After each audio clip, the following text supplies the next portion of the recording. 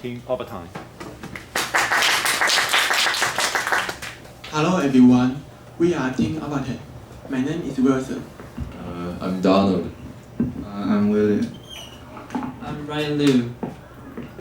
I'm Hannah. I'm April.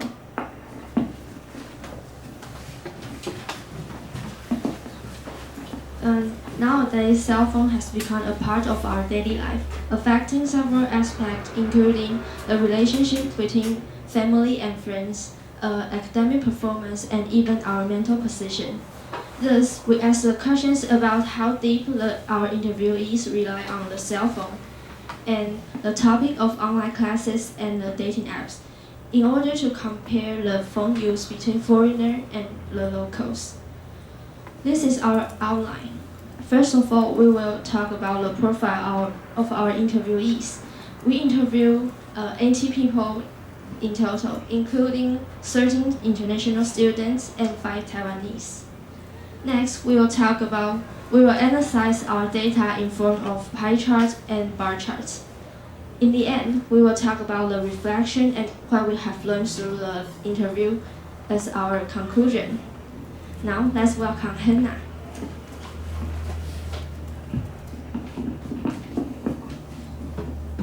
So now I will give the brief introduction about the personal information of our interviewees. Okay, so now first we try to balance the gender. We try to balance the opposite genders with 10 males and 8 females, which makes the percentage close to 50. And now let's talk about where are they come from. 5 of them are from Taiwanese, and the others are from 9 different countries. And most of them are from the countries in the second row, like Germany, Honduras, Mexico, and United States. And the others are from China, Indonesia, Malaysia, Russia, and Puerto Rico. And with the 10 different countries, we give this make this survey more diversity. And now let's talk about the age. And the age can have closely interdependent with their identity, since we can see that for their age of 26 to 28, these persons are for the master degree student and researcher. And for the age 17 to 23 here, we can correspond to the exchange students and the bachelor degree students. As for astrological sign, neither Taurus nor Capricorn are involved, and most of them are Scorpio. And you can see that here is do not believe it. And why is that? Because one of our interviewees, when we asked for her astrological sign, she said that she don't care about and don't believe about this. So she don't know what is her astrological sign. So we just put do not believe it here, because we think the birthday is a quite private question, so we try not to ask her about this. The next is the personality, and we can see lots of upside one, like the extrovert and introvert, and like active, outgoing, and shy. And also there are some neutral ones, some such as balance. So I believe the wide variety of the different personality will make our survey more creditable. And these are the our interviewers, and I would like to talk about this person. His name is Marty, and he is my buddy in in school, and he's from Germany. Yeah. And these are other interviewees, and this one is April's roommate. And these are also some interviewees. Okay, so now I would like to conduct some analysis of our outcome. The first question is, how long do you use electronic devices every day? Give me an average number of hours. And to our surprise, there is some people in this range, about 9 to 11 hours a day. It's almost half of their day they using their electronic device. So then we ask them about what do they mostly do with the electronic devices, and such as watch videos or browse social medias or playing games. These are kind of entertainment, and also they do some research or look up information and study which are related to their professional. And here is the percentage of each of them. We can see that for here, chat and social media, watch videos, playing games. These four things, they occupied over half of the pie chart. So we can know students nowadays spend lots of time on their electronics, not related to their studies, but related to other kinds of things. So we can see that they're just a little percentage of them using our studies or work. And in our interviewees, because 13 of them are foreigners, so they will use their electronic device to communication with their families, so they won't miss them so much.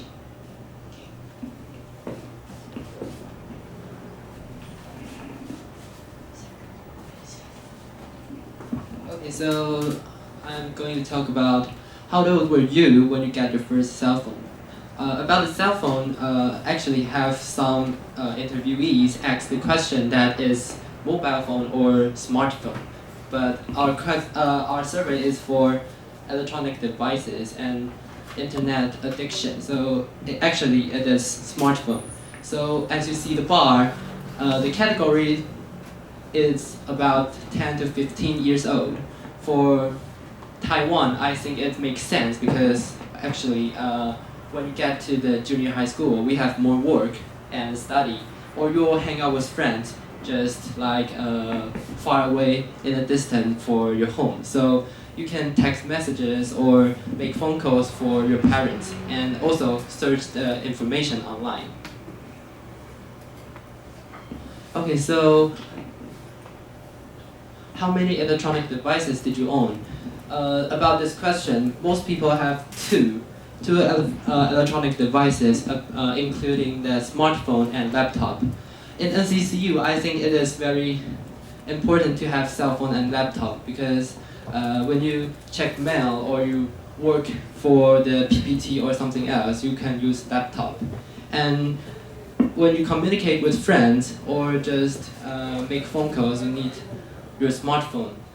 But about someone has 3 electronic devices, that is including the pad, because pad is lighter than laptop. So maybe you can perform in the online classes or watch video for entertainment on the pad. Okay, so the sixth question is, do electronic devices influence the relationship between you and your family?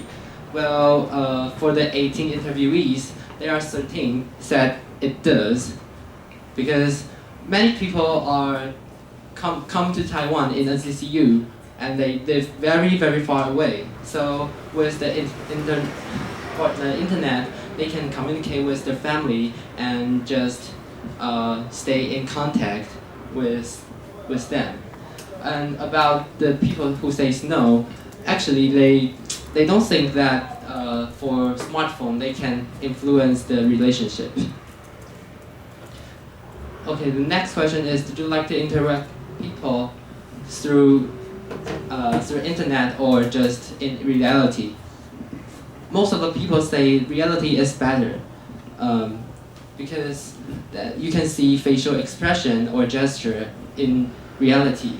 Actually, many business cases success when it comes to reality communications, because you can see if one person is genuine when you look into his eyes.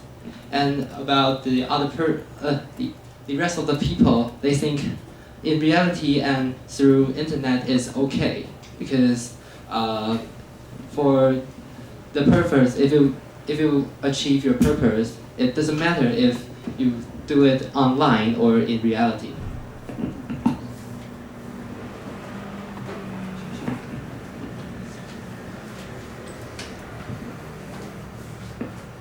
So my question is, when you get home late, you will choose to sleep or use your phone. And we got the result is that kind of half and half.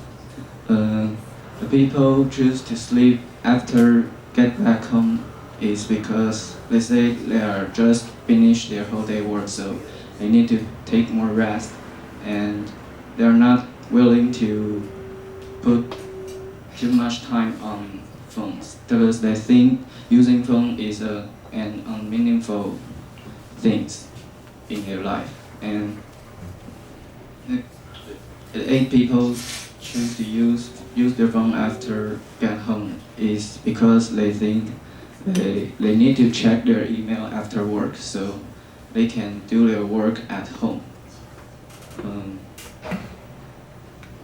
And some people use their phone after work is because they think they might miss some messages during their work. And 2 people answer is ambiguous because they say that depends on their condition. So if they are tired, they just get home and sleep. If they are energetic, they might use their phone and play some mobile games. Question number 9 is, have you ever indulged in a streaming video on YouTube or Netflix? The people say no is that they usually watch the short films on YouTube, so they are not going to indulge in a streaming video because YouTube is kind of many part of short films. But for the people say yes, the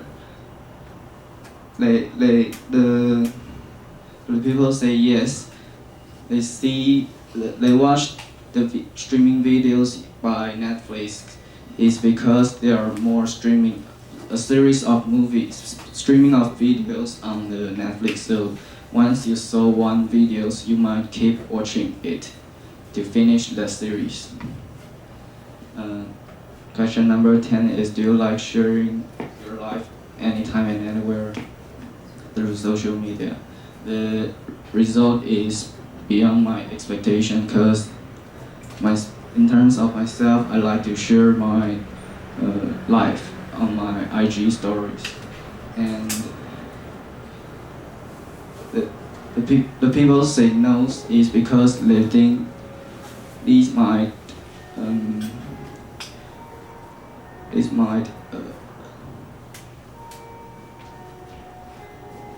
influence their privacy, because they are not willing to let other people to know where they are and what they are doing.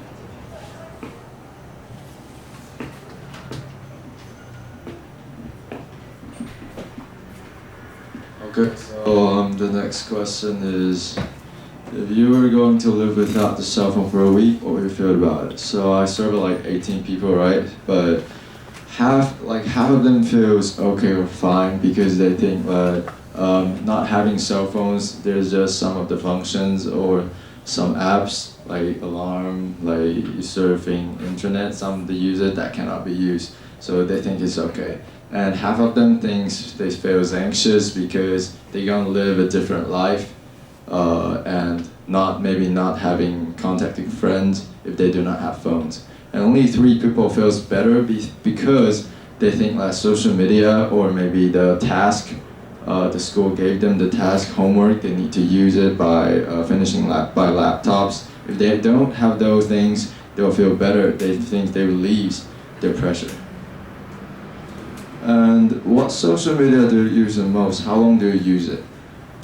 So I assume that the Instagram will be the most app that people would use, and yeah, it does. It corresponds to my assumption. So I think it's been like 70% of the people they use Instagram the most, and about like 15% they use Line the most, and Facebook, WhatsApp, and Twitter. And there's one people he does not use social media. It's kind of weird. He just said he don't use social media. He only use his cell phone to work. The average hour of using the social media is 4 hours. Yeah. The next question is, will you check your phone before you go to sleep? Why? 83% of the people say yes, and 70% of people say no. And among those people who said yes, they said they check their phone before they go to sleep by like maybe setting alarm, replying auto messages, checking the task they're gonna do tomorrow, or maybe just watching the Korea films, and so on. Yeah, and the 70% of people said no. They said mostly of them is because they're too tired to use their cell phone before they go to sleep. They got back to their home, maybe it's about 12 o'clock, 1 o'clock, they just go to sleep. And this is kind of an awkward question when I ask most of the people. I ask, do you spend lots of time using dating apps like Tinder, etc.? I'm not sure like, if they are giving me the right answer or the real answer to this question, because many people feels really embarrassed. But 84% of the people, they said they never use dating apps. Probably just they had not have anyone to go out to date with him, but maybe have used it. Yeah, and only 1 people tell me that he has used dating apps since college, and it's a girl from America. Yeah, but I assume that maybe it's because like it's the region, you know. Not every region of the people they use dating apps. Like Taiwan is more conservative than America, so maybe I think it's just because of the region. Yeah.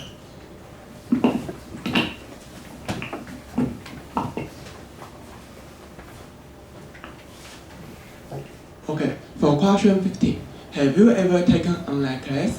If yes, what do you think is the effect of online class compared with in-person class?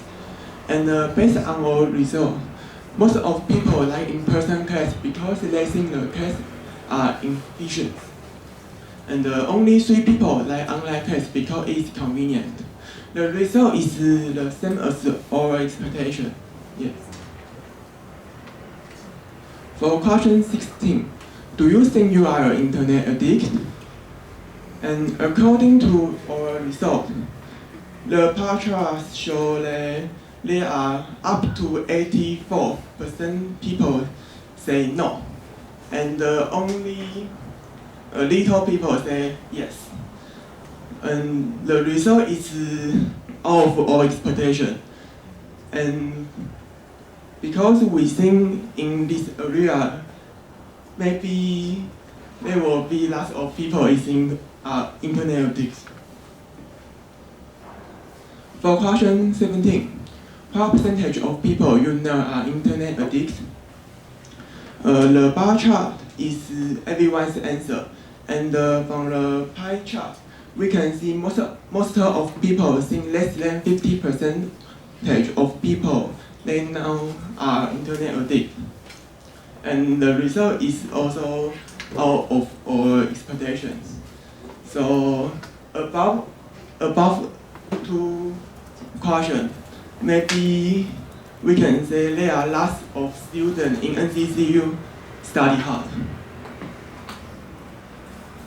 For question 18, can you give me a clear example how you or your friends are addicted to the internet? Martin say they use their phone almost without sleeping, can even now when they sleep. And Randy say they play video games till midnight the day before the meeting. And Oliver say they keep checking phone even if there's no message.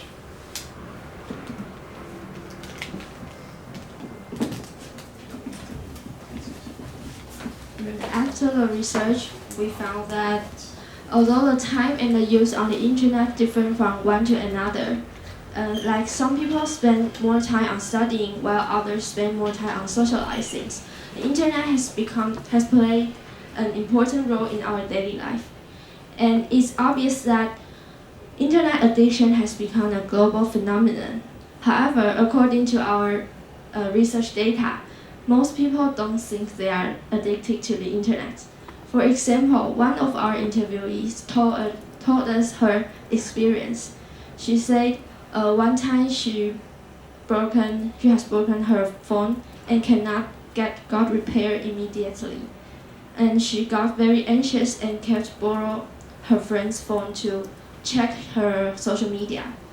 But she only ranked herself as a little bit internet addict. But at that time, I think it's very typical type of internet addict. But she didn't know she's that addicted to the internet. Anyway, we should make a good use of the internet instead of indulging ourselves in the virtual world. This is the end of our presentation. Thank you for listening.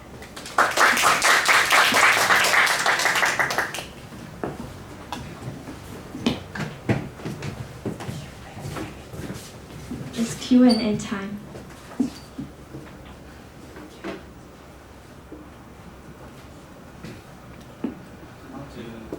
Provide some comments. I think your speech is quite natural.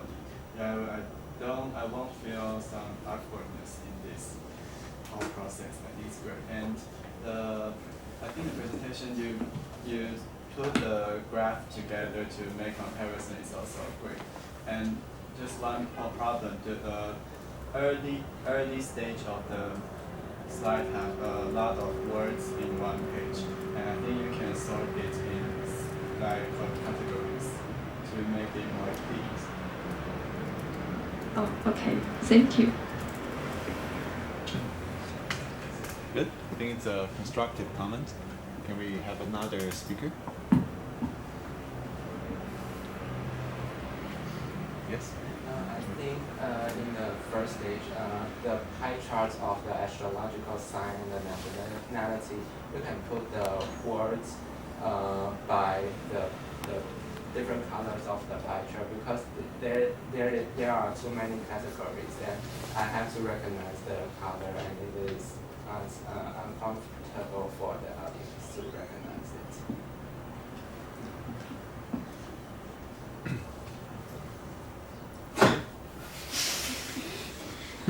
Oh, okay.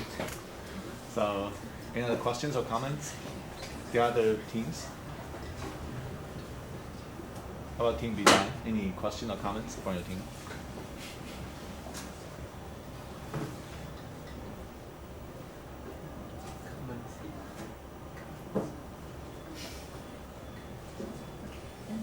I think it's quite interesting for you guys to ask the question that Tinder the question. So did you bump into some questions, some problems when asking your interviewees that question? Like it's just kind of an embarrassing. Like the interviewees, they're kind of like shocked in the first second, but they started to answer the question in the next second. So do you think they're answering the what they really does. I don't think so.